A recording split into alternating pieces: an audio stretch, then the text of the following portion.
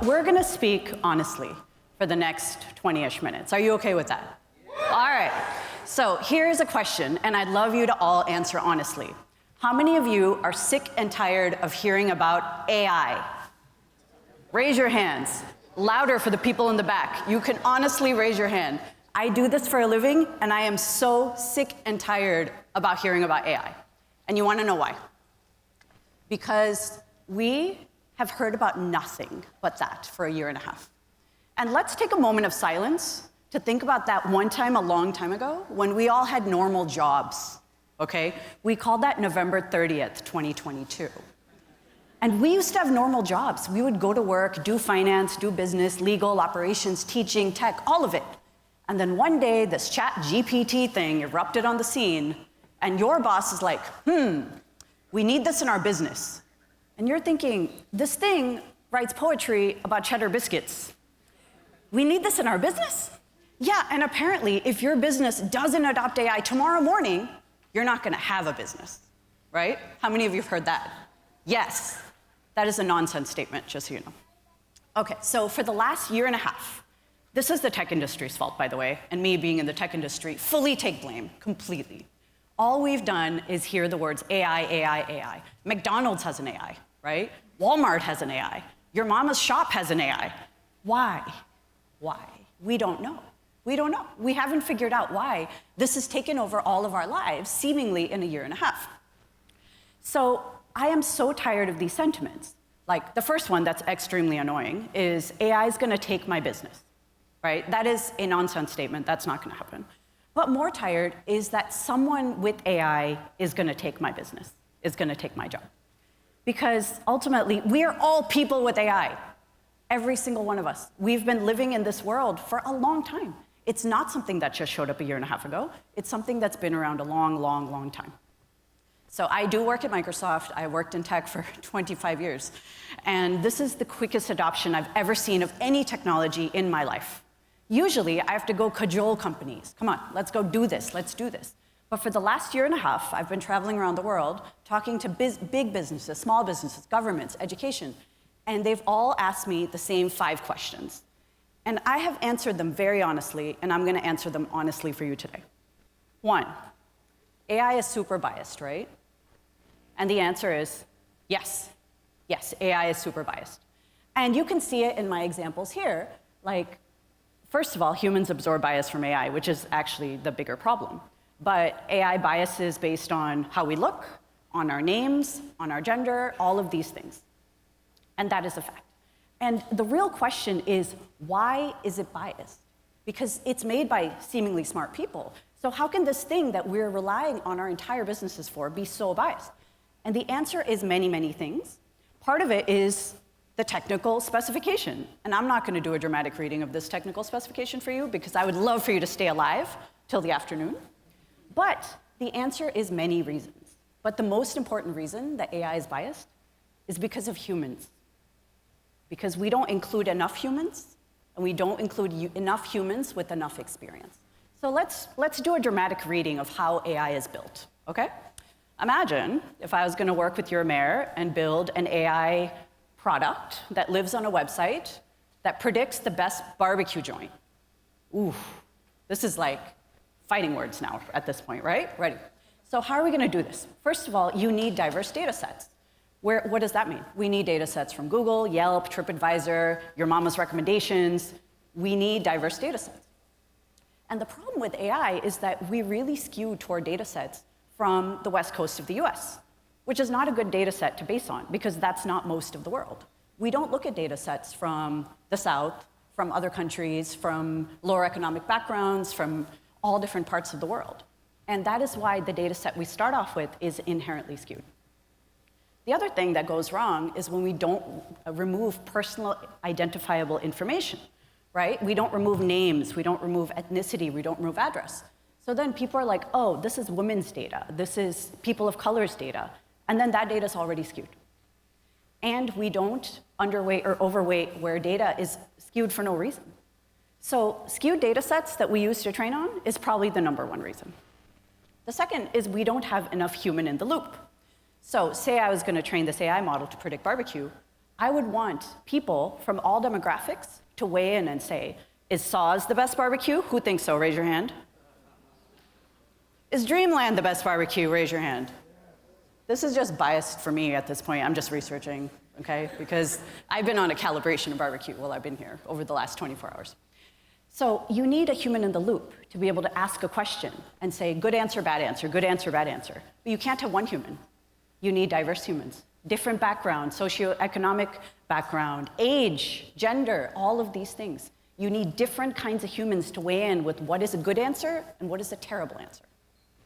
The third thing is building the product. This is where you start to see the bias in products.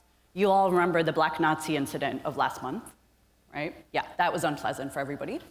And the reason that happened is because some programmer, such as myself, who is lazy, said, I'm going to remove bias in this product by saying be inclusive in the code that I wrote that calls the AI product, that calls the AI model. I'm just going to write be as inclusive as possible. What does that mean? What does be as inclusive as possible mean in the context of asking about founding fathers or historical things? It does not apply. That is a lazy way of debiasing AI. So the correct way to do it is say, who is this for? Is it for tourists? Is it for locals? Is it to win contests? Who is it for? And make sure that the right people are involved in actually building the product. The fourth thing is a thing called retrieval augmented generation and fine-tuning. These are boring words, but all they mean is after the fact, you test the product and say, is it skewed or not? And how can we unskew it with more data from another source, right? And that's all it means. The fifth thing is a new job that I'm going to talk overly extensively about called red teaming. This is where you test the product with end users, with the people who are going to use it. And they say, yes, this is a good answer, this is a bad answer, this is a good answer, bad answer. And red teaming is where you say, here are the inputs, here are good outputs, here are terrible outputs. And you actually test the product. And the sixth one is probably the most relevant one, which is teaching people to use AI. An issue we've fallen into is building products, shipping them out into the world, and people don't know when to use it. AI is not for every single use case in the entire world. That's not what it's for. Generative AI generates when you want to generate new answers, new ideas, new barbecue recipes, rather than just regurgitating facts from what exists. Okay? So that's the first question. Why is AI biased? Second one is full. What does it mean for my job? Right? So you give us this biased AI and it's supposed to take my job. What is this supposed to mean? What does this mean for me? And the answer is that CEOs of companies think there's this huge skills gap in the AI space, but actually this stuff is not that hard to learn. The concepts are not that hard to learn. The main thing is that you have your knowledge, and that knowledge is the most important thing in the AI space. People who are using AI in their work are reshaping what those jobs look like going forward. This is from a Microsoft report called The Future of Work. I recommend you check it out. All it says is people who use AI on a daily, weekly basis to do their job are the ones reshaping that, hey, actually it's really good for writing this content. Actually it's good for this research. Actually it's good for this thing and that thing. And they define the scenarios that AI is good for in their space, and they define where it's really not good for in their space. And that turns out to be really, really important, because I do not know where AI is good for in health tech, because I don't work in health tech. But all of you who do know that much better than me. There is a whole study that shows from BCG, Boston Consulting Group, that shows that companies who introduce AI, give it to one half of their people, and don't give it to the other half, they wind up really biasing their employees. The employees who get AI, they accelerate their career, and the ones who don't accelerate their career. That is already creating a digital inequity that does not need to be there. The fact that we're already seeing that in a year and a half is a problem, right? I don't like that. That doesn't make me feel good. And the fact that we've seen this 40% plus rise in global AI jobs in the last month and a half means that there are roles for everyone out there. Every company is looking for AI specialists, like every single last one. The US government, I don't know if you know this, I didn't know this, but they're requiring a chief AI officer in every single branch of their government, in every specific unit. Where are they going to get these chief AI officers? They're nominating people none of us have ever heard of. It's like some guy who taught it at some university. These are not experts. These are not people like you who are experts in an area. But the chances of you in this room getting tapped to be the chief AI officer for your business are really, really high, because we keep seeing this over and over again. So, third question. Okay, cool. It impacts my job. But how do I create a role for myself? Okay, how do I create a role for myself? I believe everyone has a role to play in the AI-verse if they want to. And there are 5 kinds of roles that you can play. So the first one is, of course, if you are a machine learning AI person, how many of you train machine learning models in here? Hands. Got some nerds. Nerds, I like you. Good, very good. I like that. I did this. It was so boring, but I did it, right? It was intensely boring. But if you are good at this, man, are you in business the rest of your life. But do us all a favor. If you are someone who actually goes and finds data, trains data, et cetera, document the biases in your product. That way we don't have to find them by accident. If you don't have enough data around people who live in Birmingham, Alabama, say that. Just say it in the product. Second job are experts in the problem space, which is a humongous group of you. That's probably every single one of you. You understand a business really, really well. You understand the business of health, of medicine, of finance, of software development. And you know that here are some unsolved problems from years and years and years past. And can we use generative AI to solve them, yes or no? What is a good solution? What is an excellent solution?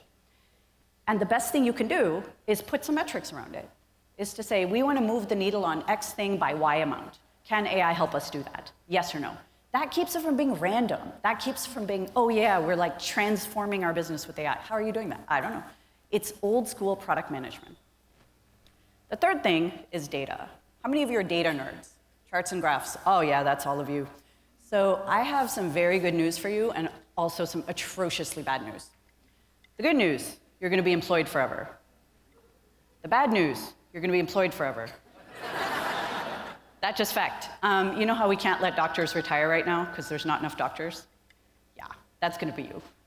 In about 20 years, 30 years, you're going to say, I'd like to quit now and work on, my golf and barbecue game. And everyone's going to laugh at you and say, no, you need to babysit the barbecue database for the rest of your life. I am sorry. This is the life choice you made when you're youth, and now you have to do it forever. We're already seeing that. People are stealing data scientists from anywhere they can get them. The number of new data science jobs every week exponentially grows. So if this is a thing you're vaguely interested in, start studying it yesterday, because you're going to be employed forever. The first rule of AI is, how good is your data? The second rule of AI is, are you sure? So these are just true. The third thing are people like me who actually build products.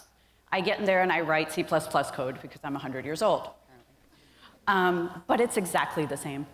Instead of calling an API, I now call an API into a large language model for an AI product. That's it. And my entire job is to say, is AI a good solution for this, or is it not a good solution for that? And as a software developer, my entire job is to make sure that I'm using it responsibly in the products that I am building. And then there's a new job. And this is a job that's going to infiltrate every industry, and it's going to have some weird titles. So you should prepare yourselves for this, because suddenly companies are going to start looking for this. It's going to be called red teamer, validator, admin, insider. All it means is someone who validates the AI product, solves the problem, and teaches people to use it. I call it humaning. This is humaning. Because this group of people have to be good with humans.